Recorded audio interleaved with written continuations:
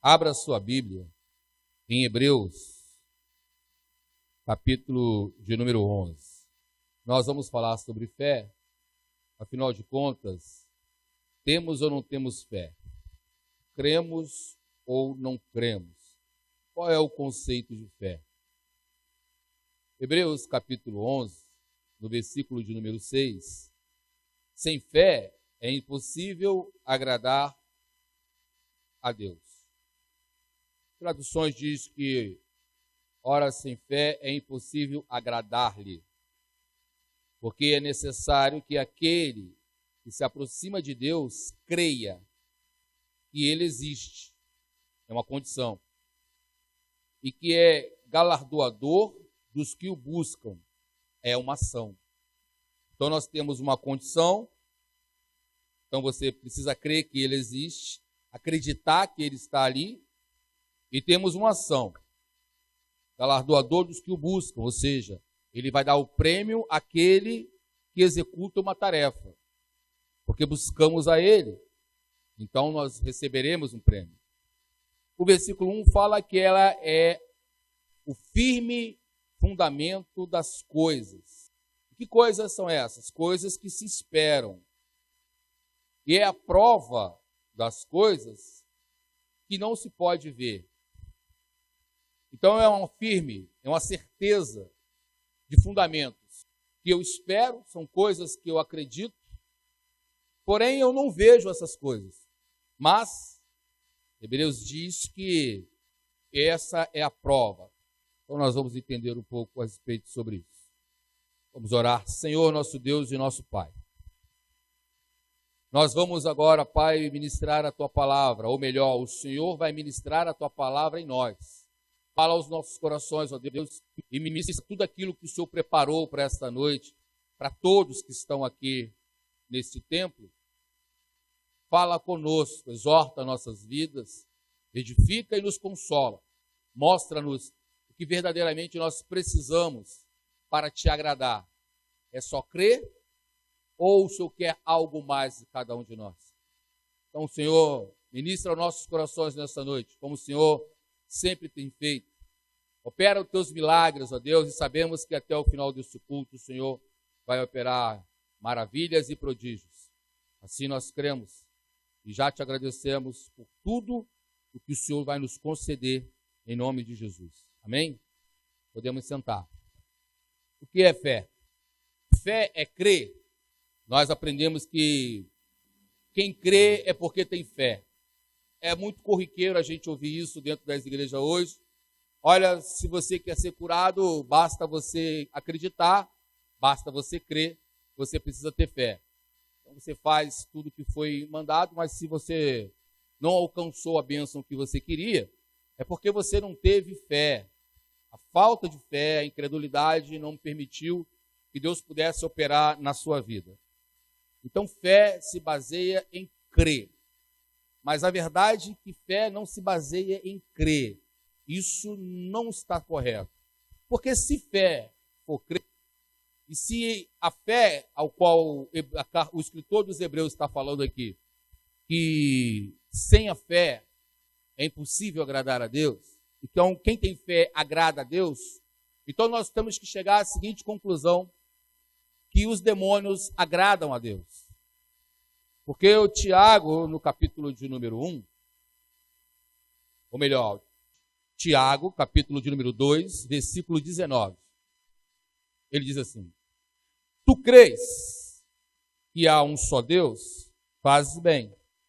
Também os demônios o creem e estremecem. E olha que os demônios não só creem que Deus existe, como também eles têm medo de Deus. Eles têm um temor de Deus. Então eles têm um respeito por Deus, porque temem a Deus. Tudo aquilo que nós tememos, nós temos respeito. Fazemos com restrições. Você observou o meu servo Jó? O diabo diz sim, claro. Ele obedece, porque o temor dele para com Deus faz com que ele respeite a presença de Deus, aquilo que Deus fala. Então, se fé é crer, então nós temos que admitir que o demônio, ele agrada a Deus, porque ele também crê. Então, fé não é só basicamente crer. A questão da fé, ela não está embasada em crer. Então, o que é fé? Segundo as Escrituras, e aí nós temos que olhar um pouco mais para as Escrituras a fundo, e o próprio texto de Hebreus 11, ele vai falar, ele nos explica o que é fé. É só nós lermos com atenção o texto de Hebreus 11, que ele vai nos mostrar o que é fé. Então, se você for ler a Bíblia em hebraico, ao qual ela foi escrita no texto original, a palavra para fé é emuná. E o que significa essa palavra? No hebraico, existem muitas raízes para uma só palavra. Por isso que o contexto é muito rico, é muito amplo. A Bíblia não é só aquilo que nós lemos aqui e vemos aqui. A nossa tradução é muito pobre para a Bíblia. Nós temos uma tradução da tradução que torna a Bíblia muito pobre e ela não nos enriquece em sentido espiritual. Mas quando nós olhamos para um contexto original, nós colocamos a visão ampla sobre as Escrituras, porque agora ela nos mostra vários contextos onde a gente pode retirar e extrair muita coisa da Bíblia. E é o que fala em fé, porque ele diz que emuná, a raiz da palavra emuná na Bíblia, ele está ligado à firmeza, à fidelidade, lealdade e devoção. Então não é só crer. Fé não basta só crer. Fé quer dizer que você tem firmeza na palavra. Quando ele diz que sem fé é agradar a Deus, ele quer dizer que sem firmeza você não agrada a Deus. Ele diz que sem fidelidade você não agrada a Deus. O autor diz que sem fé é impossível agradar a Deus, é que você tem que ser leal, você tem que ter lealdade para agradar a Deus. E ele também diz que você precisa ter devoção para agradar a Deus. O contexto de fé já começa a se abrir e já ficar mais amplo. Então não fica só no crer, mas fica no realizar. E para isso, firmeza, fidelidade, lealdade e devoção. Agora já temos um amplo, vasto caminho de leitura para a gente entender o que é fé. E agora nós podemos entender o capítulo 11 de Hebreus, quando ele fala a respeito da fé, porque ele vai citar vários personagens da Bíblia, desde o início, desde Abel até o presente momento, de homens e mulheres que tiveram fé, ou seja, homens e mulheres que tiveram firmeza, fidelidade, lealdade e devoção. E ele cita Abel, que fez o maior sacrifício, maior do que o de Caim, porque nós sabemos que o sacrifício que Abel dá para Deus não tem nada a ver se é gordura de animal ou se é fruto da terra. Isso é o que menos importa para Deus, mas o que importa para Deus é o que está saindo do coração de Abel, que não foi o mesmo que saiu do coração de Caim. Então, a oferta de Abel não se resume a um cordeiro, a um carneiro que seja, as primícias do seu rebanho, ou dos mais tenros e gordos do seu rebanho, como os muitos costumam pregar por aí, não se resume porque Caim deu fruto da terra, afinal de contas, se ele era um lavrador, o que ele poderia ofertar a Deus? Do suor do trabalho dele, o próprio Deus declarou isso para o seu pai, Adão. Então, o que Caim poderia ofertar para Deus, senão o fruto da terra? Então, a questão entre Caim e Abel não tem nada a ver com a oferta, mas tem a ver com o gesto da oferta. É por isso que Deus não se agrada da oferta de Caim. Então, a oferta de Abel é totalmente diferente.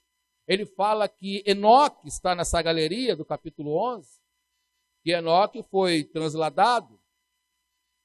Enoque já estava no meio de uma corrupção. Em Gênesis, depois do capítulo 5, o ser humano começa a se corromper na face da terra, e as gerações vão se passando, e quando chega na 7ª geração, que é Enoque, Deus toma aquela geração para ele.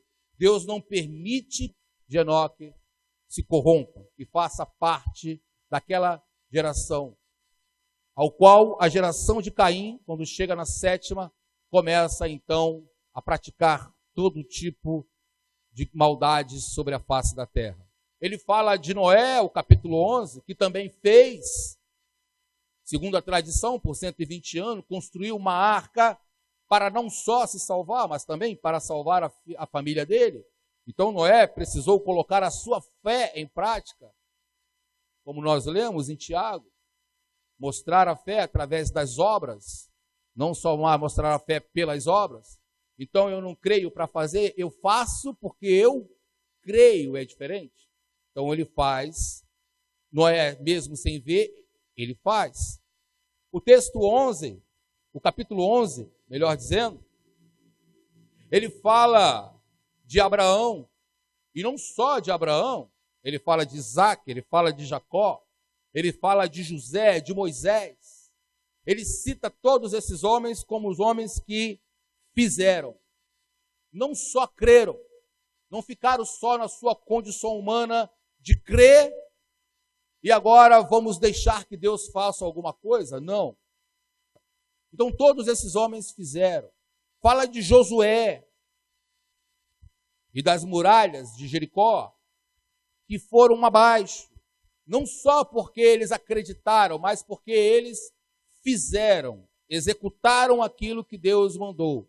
Deus deu uma estratégia para Josué, e lá foram eles executarem e fazerem a tarefa que Deus mandou. Então o que agrada a Deus? Agrada a Deus é a fé que você tem quando você realiza essa fé. Não é só quando você crê. Eu creio em Deus. Lemos o texto de Tiago. Não basta crer. Tem que participar. Tem que fazer. Não adianta dizer que eu vou ser crente em casa porque eu acredito em Deus. Eu sou bom porque eu creio em Deus. Não basta só crer. Todos creem em Deus, mas ninguém faz para Deus. E é por isso que nós estamos reunidos aqui nesta quarta-feira para fazer, para realizar o ide do Senhor Jesus. Ele disse: ide a todo mundo e anunciai o Evangelho. E o que nós estamos fazendo aqui? Anunciando o Evangelho. Colocar em prática essa fé é isso que agrada a Deus. Não é só crer, mas colocar ela em prática. E nós falamos que o conceito de fé, no seu conceito original, é emuná. O hebraico fala que emuná, ele tem 4 raízes que nós podemos extrair nesta noite. Primeiro ele fala que quem tem fé tem firmeza. E o que é essa firmeza? A firmeza é a estabilidade. Firmeza é você estar seguro de si, seguro de algo que você vai fazer. Então, se você tem firmeza, você tem uma estabilidade. E você está seguro naquilo que você está fazendo. Embora você não esteja enxergando, mas você está certo que você tem que prosseguir e continuar fazendo aquilo. Não tem impossibilidade nenhuma. Você não tem recursos para realizar aquilo. Mas você continua firme, seguro que você vai realizar. Porque você está firme em Deus. E é Ele que te dá essa segurança. É Ele que te dá essa certeza de que você pode realizar. Jesus Cristo, no Evangelho de João, no capítulo de número 17, fala dessa firmeza, da firmeza ao qual precisamos ter.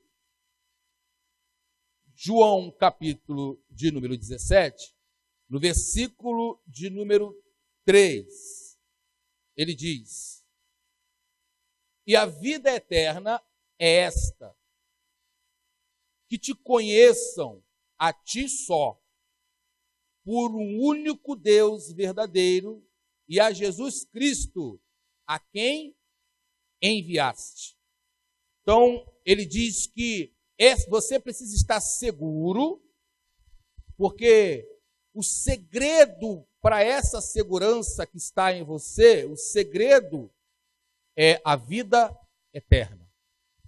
Então, quem tem fé, ele tem a firmeza de que ele vai alcançar a vida eterna. Porque isso Cristo prometeu.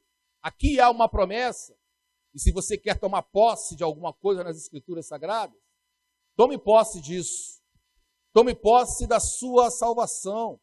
Creia e tenha firmeza, a certeza de que esse é o segredo ao qual Jesus Cristo deu para cada um de nós. Que nós precisamos estar seguros e firmes de que nós seremos salvos. Porque o apóstolo Paulo, na carta aos Filipenses, diz que isso vai se concretizar. E um dia, nós vamos ser como o próprio Cristo. A carta a Filipenses, no capítulo de número 3, Filipenses capítulo 3, o apóstolo Paulo enche os nossos corações de esperança ao escrever essa carta e nos dá a certeza dessa firmeza, dessa fé que tem que estar em mim e que tem que estar em você. No versículo de número 20, ele diz: mas a nossa cidade está nos céus, de onde também esperamos o Salvador, o Senhor Jesus Cristo, que transformará o nosso corpo abatido para ser conforme o seu corpo glorioso, segundo o seu eficaz poder de sujeitar também a si todas as coisas. Então, a carta de Hebreus, falando sobre fé, então firmeza, segurança, estabilidade na minha salvação, isso diz que agrada a Deus. Então, esse é o primeiro passo para que a gente possa agradar a Deus na nossa fé. Mas também emuná é a raiz da palavra fidelidade. Então, se eu tenho fé, eu preciso também ser fiel. Preciso ser firme, mas também preciso ser fiel. E fidelidade é compromisso. Fidelidade é uma característica de quem? De quem é confiável, de quem é verdadeiro. Para ser fiel, você tem que ter essas características. Você tem que ser leal. Tem que ser uma pessoa confiável. Você não acredita numa pessoa, ele não seja o seu braço direito, se você não confiar nele. Se ele não for verdadeiro nas suas palavras, nas suas colocações, naquilo que ele faz. Se ele não mente, se ele não engana. Isso é uma característica de uma pessoa que é fiel. O compromisso que ela tem, isso mostra que ela tem fé, porque ela é fiel. João, capítulo de número 11, nós vamos ver um exemplo de fidelidade. João, capítulo de número 11, no versículo 7 em diante. Aqui está Tomé, aquele que é incrédulo, onde todos pregam a respeito de Tomé, e Tomé, na sua incredulidade, não acreditou que Jesus Cristo havia encarnado.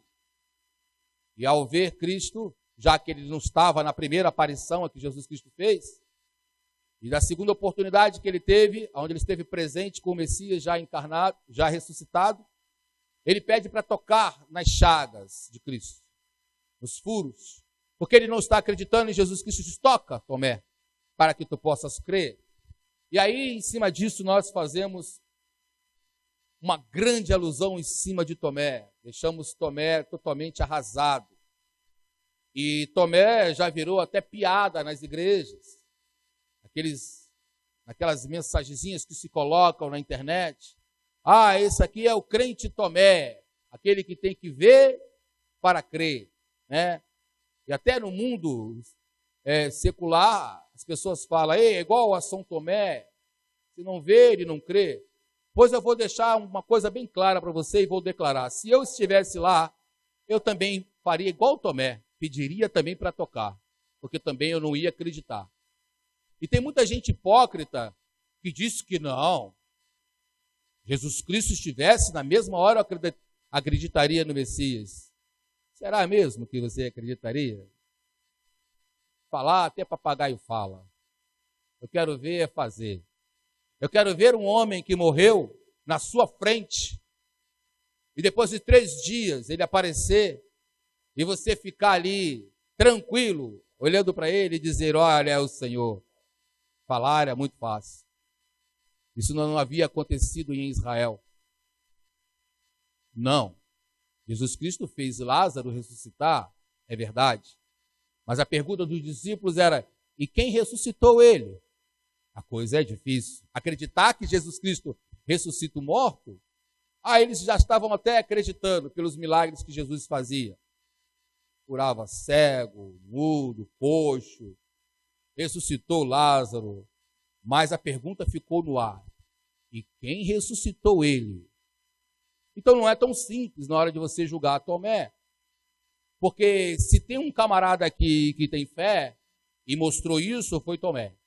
Porque Tomé, ele mostrou uma das qualidades da palavra, uma das raízes da palavra, que é a fidelidade. No capítulo 11 de João, no versículo de número 7, nós vamos ver uma narrativa aqui que antecede a ressurreição de Lázaro, onde Jesus Cristo vai ressuscitar Lázaro. Só que Betânia está no caminho dos samaritanos, e ele tem que passar por lá. Já mandaram o recado para Jesus Cristo e para os seus apóstolos. Se passar aqui novamente, nós vamos apedrejá-lo, nós vamos matá-lo. E Jesus Cristo tem que passar. E os discípulos, ao ouvir isso, e diz, olha, mestre, é melhor a gente não voltar por lá, não. Porque se nós voltarmos por lá, eles vão nos matar. Aí aparece Tomé, versículo de número 7, do capítulo 11. Depois disso, disse aos seus discípulos, vamos outra vez para a Judéia. E disseram-lhe os discípulos, Rabi, mestre, ainda agora os judeus procuravam apedrejar-te. E queres tornar a voltar? Queres tornar para lá? Mas havia uma necessidade de passar pela Judéia. E agora? Aborta a missão, deixa Lázaro lá, mantém os 12 mais Cristo vivo, ou volta lá, arrisca a vida de algum deles, mas ressuscita Lázaro. E agora?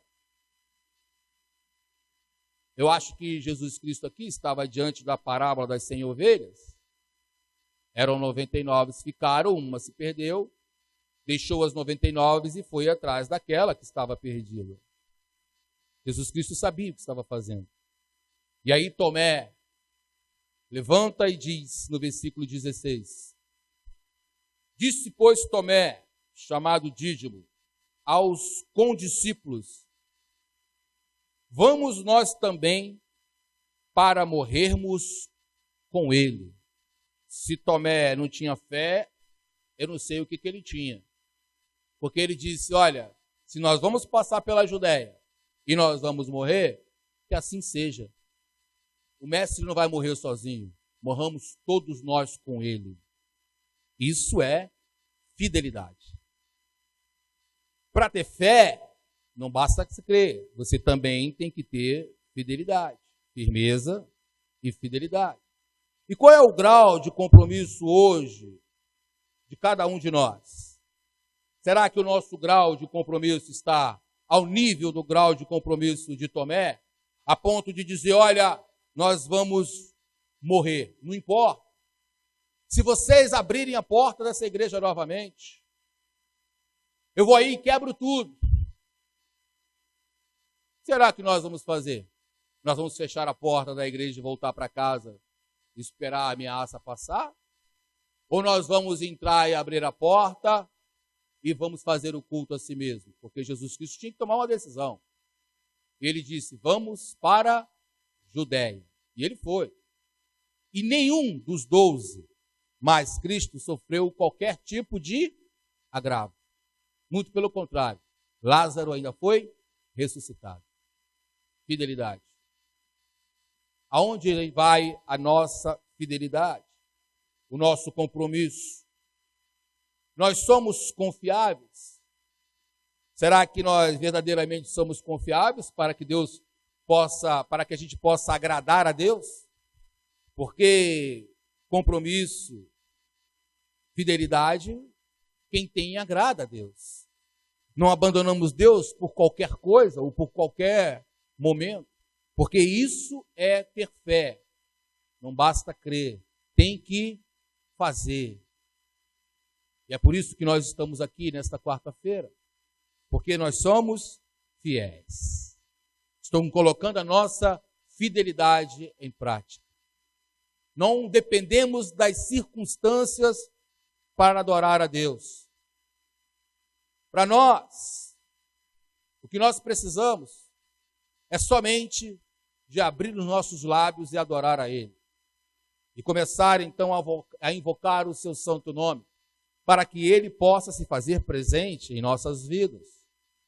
Porque quando Noé estava fazendo a arca, muitos, e a Bíblia não fala disso, mas a gente pode acreditar, afinal de contas, Noé não estava sozinho no universo, tinham mais gente com ele, e um homem construir um barco para colocar num lugar que nem mar tinha,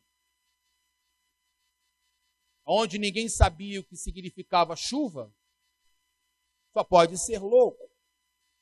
E as pessoas, ao passar por Noé, eu posso até imaginar o que falavam para Noé.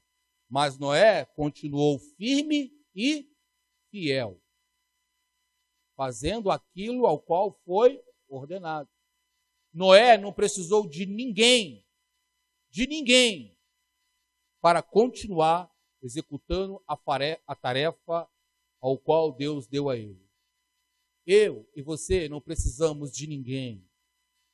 Você e Deus é maioria. Se um não quer, como diz o ditado, dois não brigam, mas um realiza. E se você quer, você realiza e você faz. Tudo que nós precisamos é ter compromisso com Deus. Então, se você tem compromisso com Deus, você está no caminho certo para agradar a Deus. Continua. Mas Emuná diz também que lealdade é ter fé. Lealdade é uma raiz da palavra fé. E lealdade, o que é ser leal? É ser sincero. Ser leal é ser franco, honesto, responsável. Isso tudo está dentro do conceito de lealdade. Então, se nós queremos agradar a Deus com a nossa fé, nós precisamos ser sinceros com Deus, precisamos ser francos com Deus. Afinal de contas, quando a gente mente só para o homem, não para Deus. Você acha que Deus acredita nas histórias que a gente conta para os homens? Não. Nós precisamos ser honestos. Nós precisamos ser responsáveis por aquilo que Deus colocou em nossas mãos. Deus nos colocou este lugar em nossas mãos. O que nós temos que ser? Leal a Ele, responsável por isso, não deixando jamais que as coisas não deixem de acontecer neste lugar, que elas continuem sendo praticadas e continuem sendo feitas. No capítulo 5 de Mateus, nos dá um exemplo de lealdade. Você conhece o texto? O versículo de número 37, Mateus 5, 37. Seja, porém, o vosso falar sim, sim, e não, não. Porque o que passa disto é de procedência maligna. Mas parece que esse versículo, ele já não existe na Bíblia de muita gente. Porque tanta gente dá desculpa para tanta coisa, mas não tem coragem de dizer um não. Por que que nós, evangélicos, cristãos, crentes em Cristo Jesus, participantes da herança do Senhor, não somos francos e leais na hora de lidar com Deus? Por que que nós dizemos que temos fé, mas não somos honestos naquilo que nós falamos para Deus? Porque se podemos, dizemos sim. Se não podemos, dizemos não. Mas por que que nós usamos um subterfúgio para dizer um talvez, não sei, não deu, é que foi? Por que que a gente se justifica tanto diante dos homens? Quando a gente se justifica diante dos homens, é porque a gente está mentindo para Deus. É porque Ele já sabe a resposta. Ele já sabe daquilo que nós estamos falando. Justificar muito faz parte de um crente. O que nós podemos fazer é sim e não. Isso chama-se lealdade. Não também é resposta. Você sabia disso? Não é resposta. Não é porque eu te dei um não que eu sou seu inimigo. Ou que você vai ficar chateado comigo só porque você recebeu um não. E eu não posso me chatear com você e ficar triste porque você me deu um não. O não é resposta. O não mostra que eu sou leal e mostra que eu não estou disponível. Ao menos eu entendo dessa forma. Eu entendo que quando você me diz não para algo, eu acredito e creio que você não está disponível para isso. É assim que eu entendo. Eu não entendo que você está rejeitando aquilo que eu te pedi ou aquilo que eu te ofereci. Não. Eu acredito que você não está disponível ou não está preparado naquele momento para executar aquela tarefa. Isso chama-se de amadurecimento na fé. Ser maduro espiritualmente para entender isso. Que não também é resposta. E dar um não é muito melhor e muito mais correto do que dar uma desculpa. A desculpa fere mais do que o não. Porque a desculpa, ela soa como se a pessoa estivesse evitando a tarefa ou até mesmo evitando você. Como ela não quer fazer. E ela não quer te dar um não para não te magoar, não te machucar. Porém, eu digo, estou aberto para o não. Eu prefiro o seu não do que a sua desculpa. Dê não. É simples. Porque para agradar a Deus, nós temos que ser leal. E às vezes dizer não para Deus. Senhor, eu não vou fazer. Deus vai ver a sinceridade do seu coração. Jesus Cristo falou sobre isso na parábola. Quem é que está mais certo? Aquele que diz que vai fazer e não faz? Ou aquele que diz que não vai fazer e faz? Porque o não pode gerar em você a vontade depois de querer fazer. Deus pode trabalhar no seu não. Porque quando você diz não para algo, Deus acaba te convencendo que você precisa fazer aquilo. E você geralmente volta atrás na resposta que você deu. Mas porque Deus viu sinceridade em você. Mas quando a gente fica dando desculpa para as coisas, Deus não opera nessas coisas, porque Deus não pode operar na infidelidade das pessoas. Porque o texto de Hebreus diz que sem fé é impossível agradar a Deus. Costume a dizer essas coisas. Costume ser leal e sincero para Deus. Que aí Deus vai começar a operar nas suas vidas.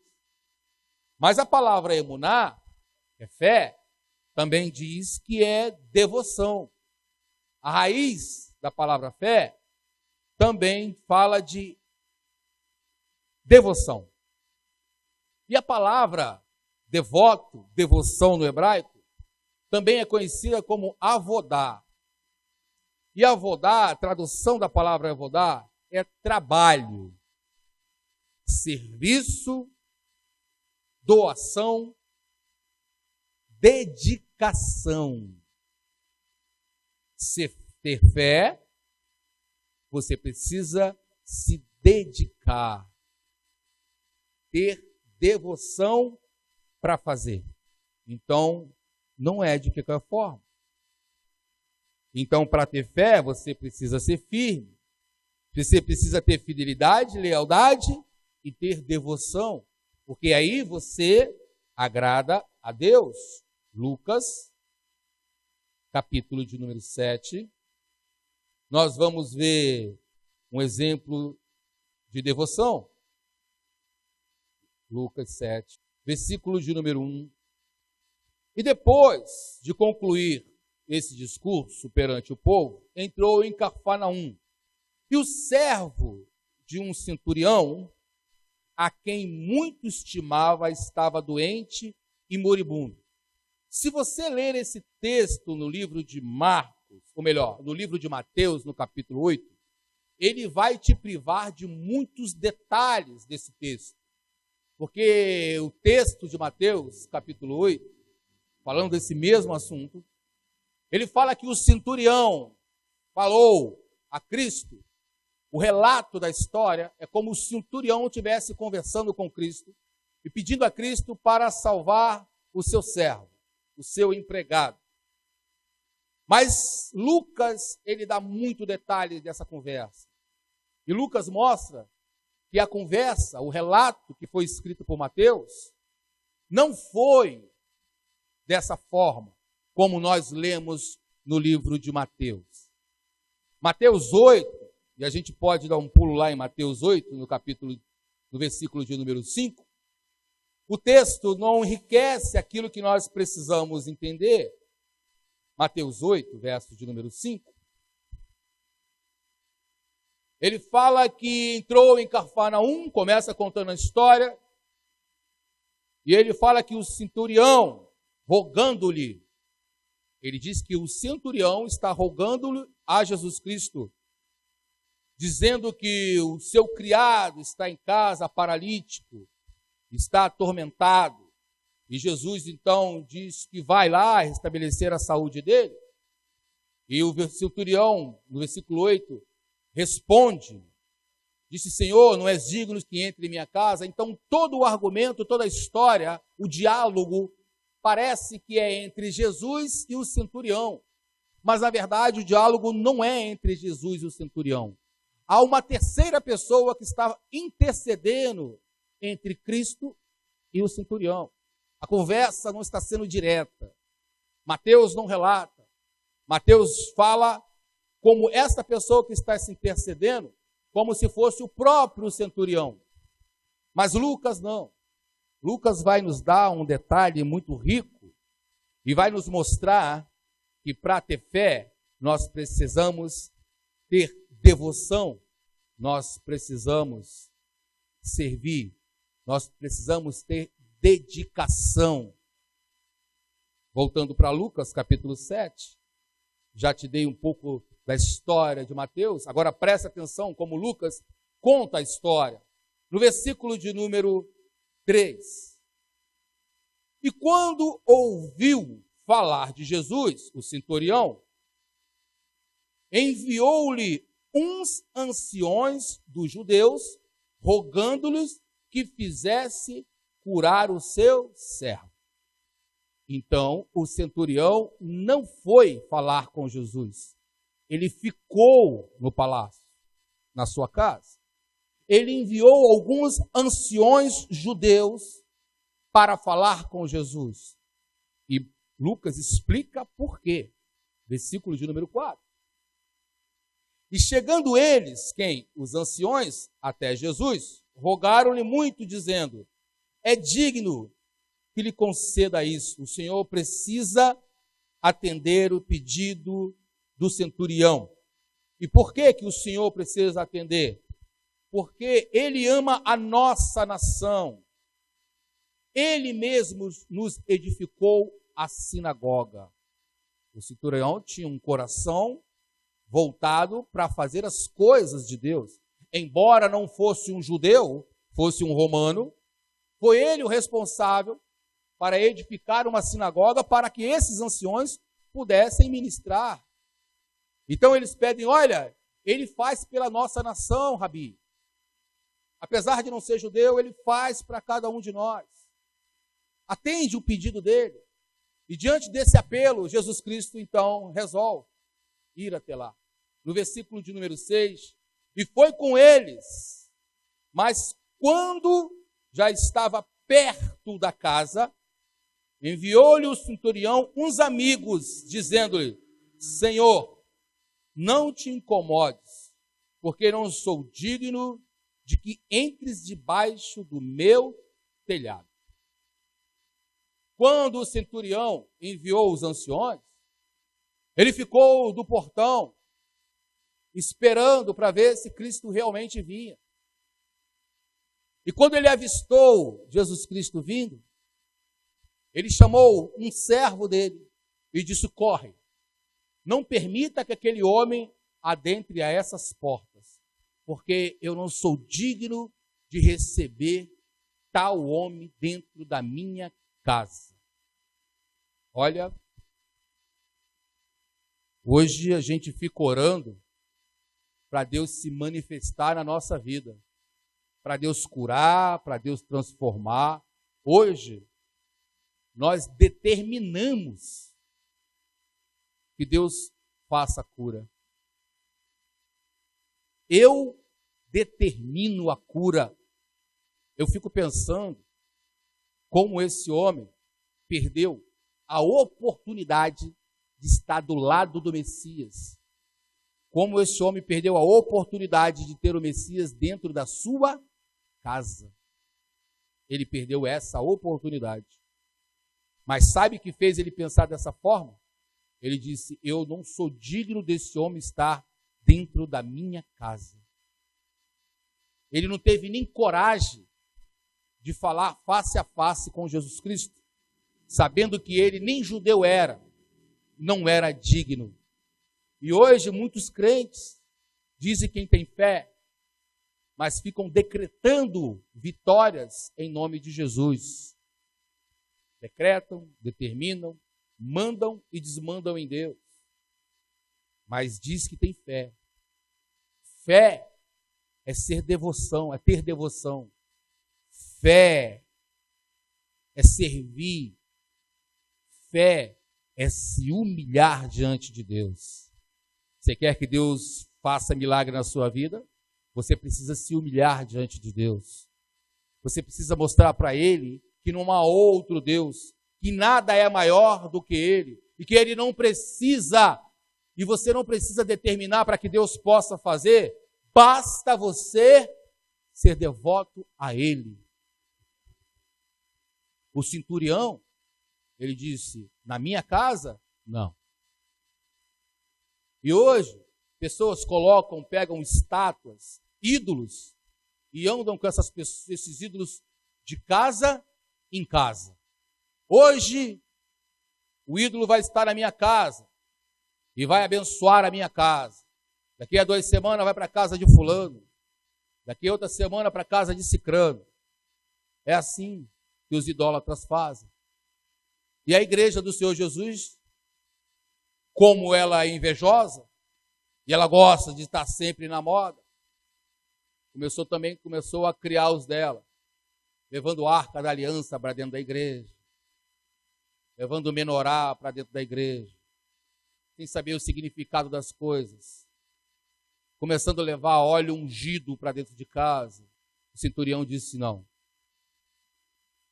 eu também sou chefe,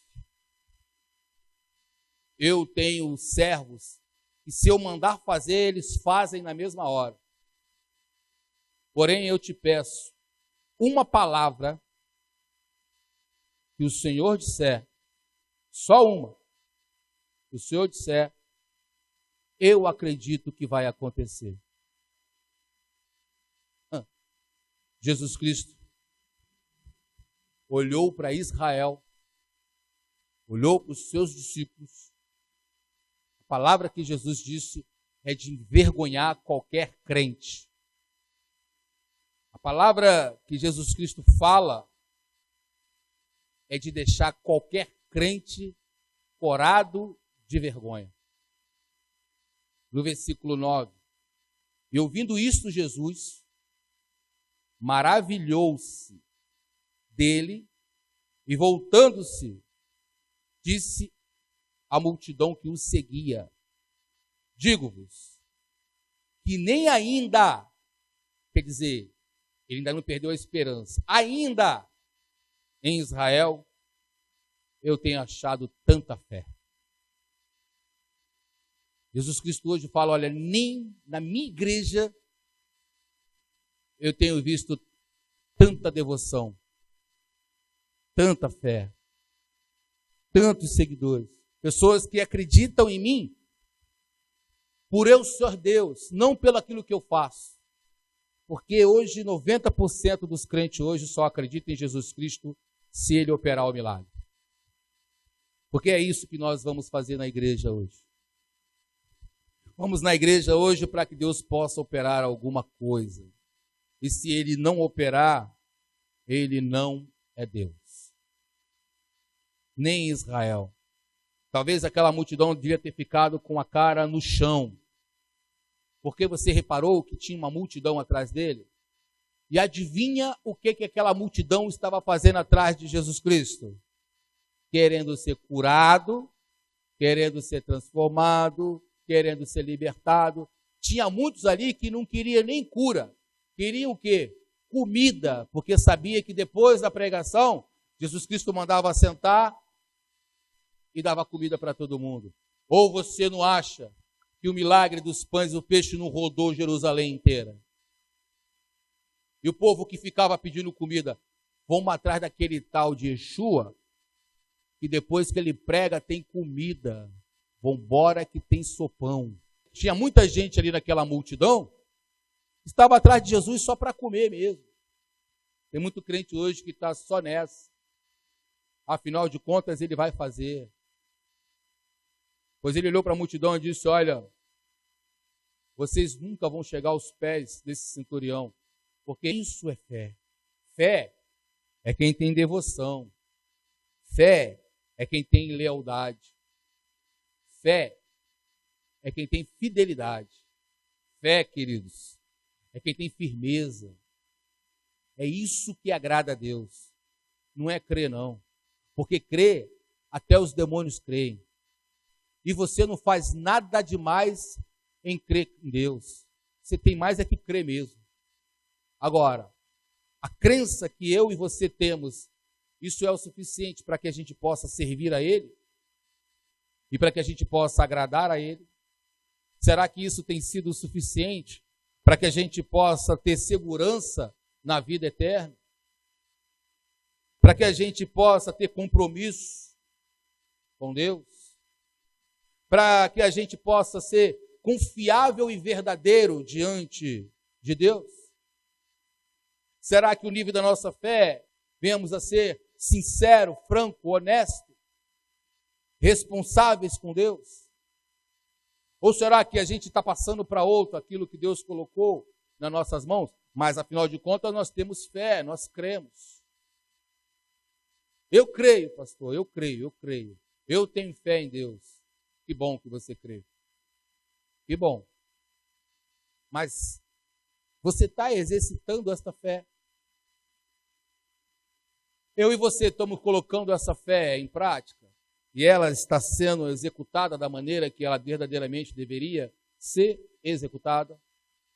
Porque se nós não estamos fazendo com firmeza, com fidelidade, com lealdade e com devoção, nós não estamos agradando a Deus. Amém? Vamos ficar de pé. Aplauda o Senhor Jesus. Glorificamos o teu santo nome e engrandecemos a ti, ó Deus. Porque sabemos, ó Deus, que não basta somente crer, mas precisamos realizar. Precisamos fazer. Precisamos ter compromisso. Precisamos estar firme, crendo que o Senhor é galardoador daqueles que o buscam, daqueles que praticam, executam as tuas obras, ó Deus, esse terá galardão. Precisamos ter a firmeza da vida eterna, Deus, e buscar a ela todo momento, praticando a tua palavra. Precisamos, ó Deus, ter fidelidade, porque te agradar nós precisamos ser fiel, ó Deus, ter compromisso contigo, ter zelo pela tua obra. Precisamos estar incomodados com a tua palavra e não ficarmos na nossa zona de conforto, Pai, esperando um milagre acontecer. Precisamos, ó Deus, ser leais a ti, sinceros, honestos. Não permita, ó Deus, que da nossa palavra, da nossa boca, saia palavras torpes, enganosas, fraudulentas. Coloque em nós o sim e o não, para que possamos ser verdadeiros diante de ti. Porque se estamos fé, ó Deus, nós temos que ser devotos a ti. Temos que ter devoção a ti, te servir, trabalhar, executar. Que não viemos a ficar condicionado ao teu realizar. Viemos fazer porque acreditamos na tua salvação, acreditamos naquilo que o Senhor tem para nos dar, mas praticamos a obra, ó Deus, acontecendo ou não acontecendo milagre. Pai, nós não somos dignos que o Senhor entre nos nossos corações, porque somos impuros, sujos, falsos, mentirosos, imundos. Ao aceitar o teu Filho Jesus, esse sangue nos justificou.